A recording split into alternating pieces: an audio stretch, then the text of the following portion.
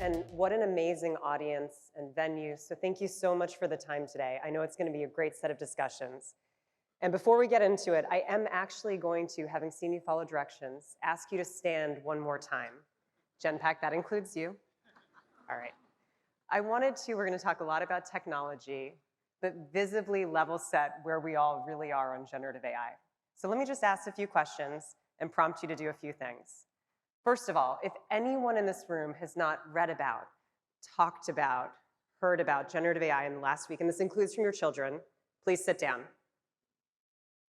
Okay, as expected, pervasive. Second, if any of you are concerned about your data infrastructure, management, quality, preparedness to support not only AI transformation now, but generative AI, if you're concerned, please sit down.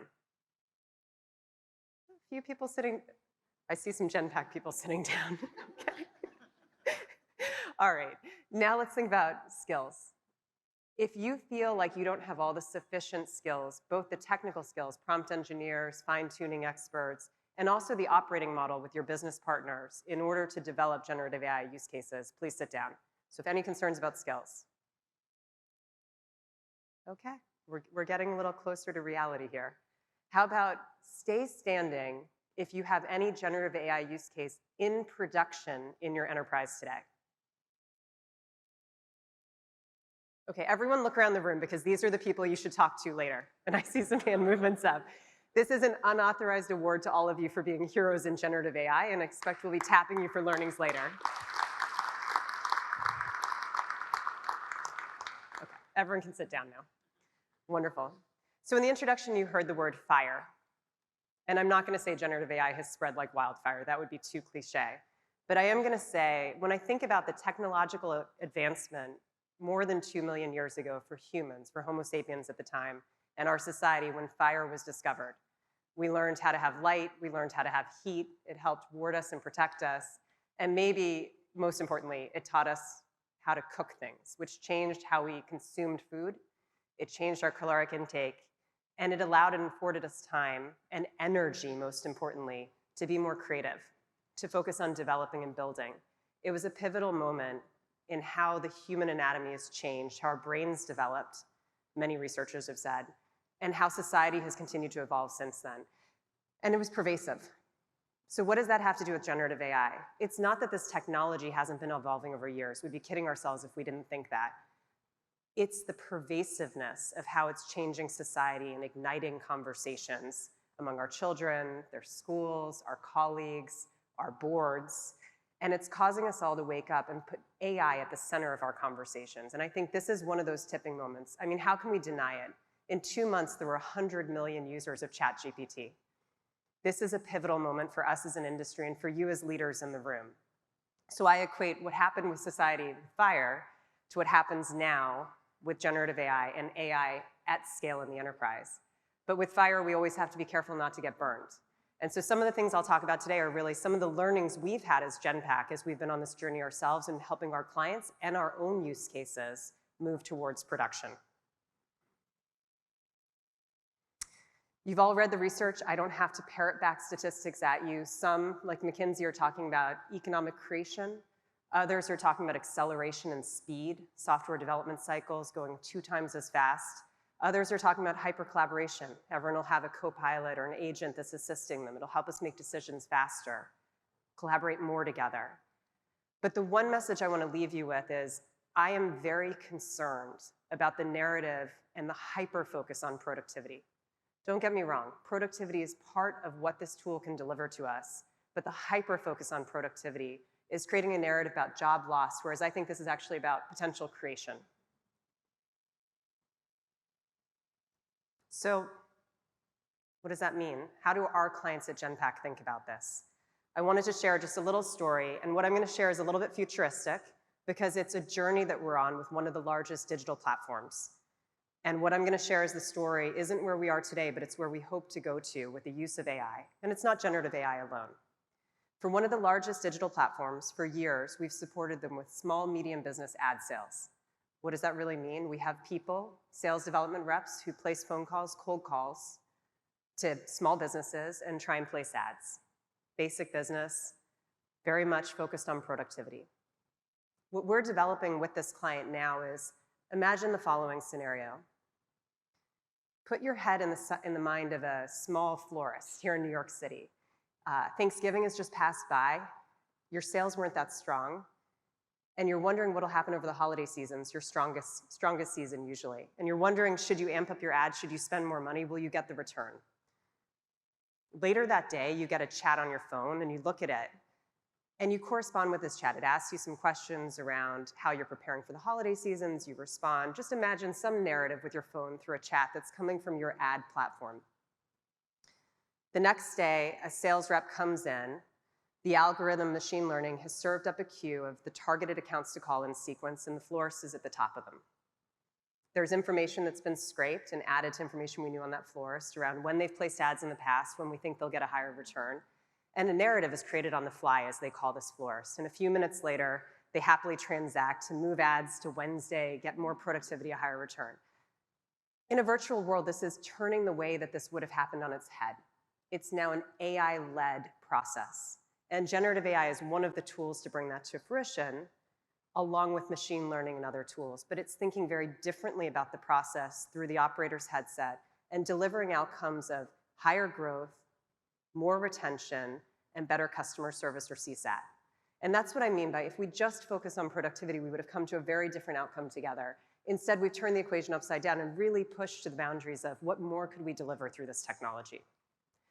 But if there's one message that for you as practitioners in the room I want to leave, is research shows that 1/3 of Fortune 1000 companies in the next 2 years, because of the emphasis now on AI, will expect more than the current terms of their contracts. They will expect more value be created. And AI, data, and analytics are at the center of how those services will be performed. And so you'll be a key stakeholder at the table. It means, though, that you, like me today, have to take center stage. We've seen many, many programs and AI and initiatives fall to the wayside and challenges around, did we get the return on that investment?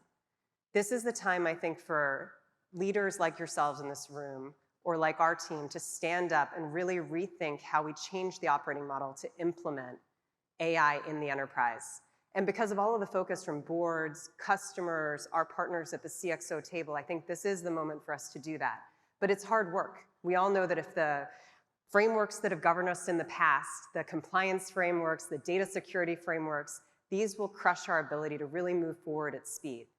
I mean, today, what research says is 75% of companies are still in the first act of this. What does the first act mean? It means a lot of our employees are maybe accessing Copilot.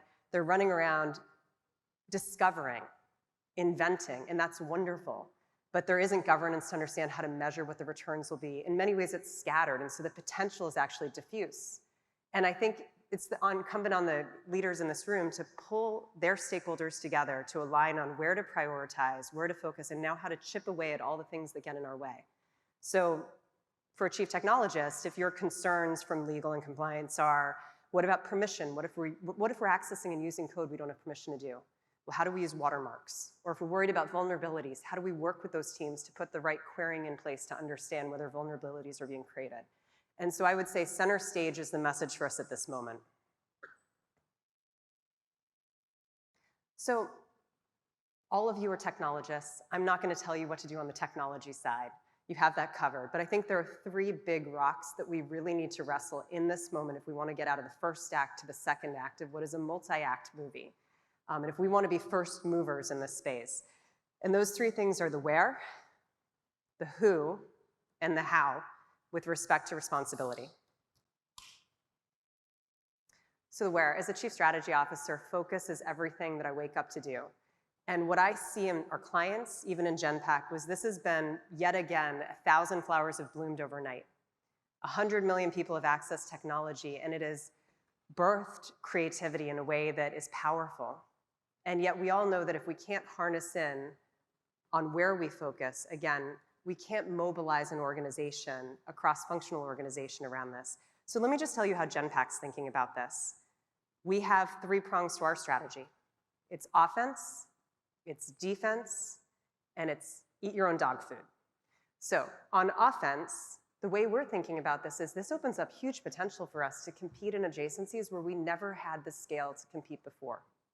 That could be software engineering. That could be customer experience. That could be digital marketing. And we are channelizing energy into thinking about how we disrupt and be the disruptors to oftentimes dinosaurs that may be sitting next to your own organizations. It's harder to destroy your own revenue than it is to come in as a non-incumbent and think very differently with an AI-led proposition. Second, we're thinking about our own core business and how not just bring generative AI, but how do we use this as a catalyst to really drive end-to-end thinking and digitization with AI as a hero of that, to get to, as I said, new outcomes beyond productivity. And lastly, if you're not doing this to yourself, you're behind. Use cases within your own walls are the easiest to implement this upon, and so we are rapidly developing use cases within our own walls in order to take to our clients. The who. So many of you will remember when culture eats strategy for breakfast. As a chief strategy officer, that was a hard time when that came out, but it's very true, and I've watched it play out over the last 10 years plus, which is what's really important is change management in any transformation or journey. And what does that mean? It means, what does it mean for me? And in this time, as I said, with this focus on job destruction, productivity, this is a bigger challenge even than before. And so I think it's incumbent on the leaders in this room to think about how do we think about skilling and awareness. Furthermore, when I listen to my employees talk about what generative AI will do, there's a little bit of a misguided rocket firing off. So how do we actually channelize the energy in the right direction as opposed to, again, diffuse in many directions, which are fun use cases, but not well applied? At Genpact, the way we're thinking about this is in a couple prongs. First, organizations have to have data literacy. We started that journey 3 years ago. 70,000 of our 120,000 colleagues now have been trained in contextual data literacy so that they can look at data that they're processing in transactions and understand what is the exhaust, what are the insights they can derive. That became a pivotal platform to set us up for what is now the AI journey.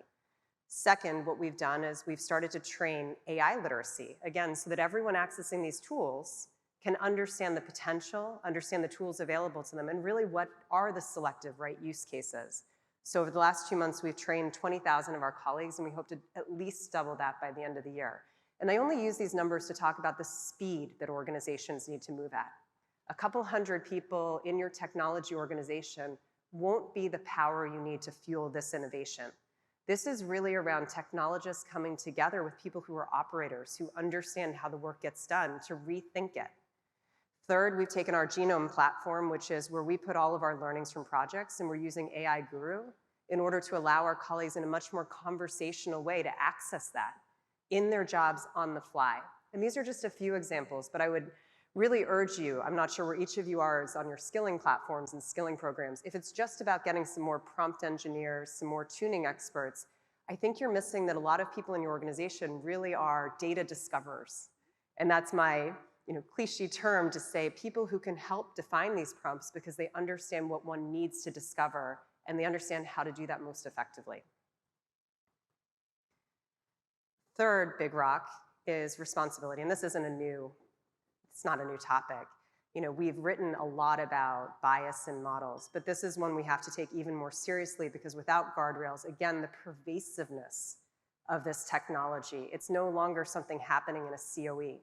So we have to think differently about how we prepare our colleagues to be responsible. And we all know that what we're thinking about is responsibility around IP. It's evolving quickly, responsibility around data security, models, and maybe most importantly for each of you as representatives of large companies is the responsibility to make sure that the models are in accordance with your values. And in society, there's never been a bigger time for that than now, to make sure that the bias inherently is not in the models and that we're thinking responsibly as companies so that we're representing ourselves for our end customers or our business customers that way. So at Genpact, we have our responsibility framework. We think it has to have a strategy. It's time to refresh these strategies. It's not a new topic, but it's new approaches. Regulations are new. They'll be pervasive soon. So how do we localize that knowledge? Third, we really think that it's time for us to think independently about audits of models. We have clients coming to us now, and we're developing services to do that because we have to treat this with a type of rigor that we haven't seen before. And lastly, obviously, pushing that through the system, systematizing it through checklists and other operational mechanisms. So with all that, I was talking to a few people in the room earlier, and I am extremely bullish as someone who spends a lot of time looking at technology and AI with respect to how could this moment be different. What I've seen in the last 10 years of working around this topic is that we've done phenomenally with a number of point solutions. We've taken our core processes, the guts of our organizations, and we've embedded optimization, forecasting, a number of tools that can help predict and drive next best action. And that's wonderful, and that's a lot of the use cases in generative AI today as well. But I think that the difference, if we go to a book by Ajay Agrawal, who's a board member of ours, he wrote a book recently called The Power in Prediction. And his central thesis, coming off of prediction machines a few years ago, was that AI hasn't reached its scale and potential because we still very much think of it as a point solution independent of the system. And I think that now we're at a moment with board level attention, with the type of dollars going into technology advancement, with leaders like yourselves and organizations that are being asked, what more can we do? How can we go faster? Is to actually push the discussion around rewiring the system and thinking end to end. Rethinking, not augmenting. This isn't about embedding some more AI into a system. This is about fundamentally, as the use case I talked about earlier, stepping back and asking ourselves, with all of the technology, how would we do it differently with the human in the loop? Not start with what does the human do and how can we make them better? How would we do it differently with the human in the loop? And that means changing your operating model. It's change management, as I talked about before. It's even shifts in power within companies. But I think this is our moment to really realize the potential of systems thinking. So lastly, so many conversations are going to happen today. It's super exciting to see you all here. What next? What are we doing? As I said before, prioritization is key. So how do you get to those use cases? How do you find the use cases that actually don't require that it be deterministic, that it be perfect today? Let's work with the maturity of the technology. How do we put guardrails around it so we have the foundational elements to make sure that what we're putting in place is making good decisions? How do we prepare our data and technology ecosystem, especially as it's so fast evolving? There isn't a day where there isn't another announcement and a new breakthrough and a new way to handle it. So how do you operate in this bimodal focus and move to production while everything is changing around you?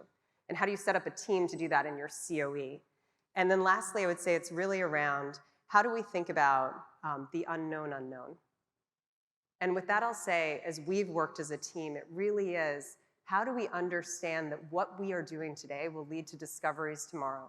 It'll show us where our processes were broken. It will highlight where humans have creatively covered up, in essence, for what isn't working. And so how are we prepared as an operating model to work together with our functions and our businesses to truly rewire our organizations? And with that, I'm so proud to be here on behalf of Genpact and the work that we're doing, and I'm very excited for the conversations to follow. And thank you so much for listening to me.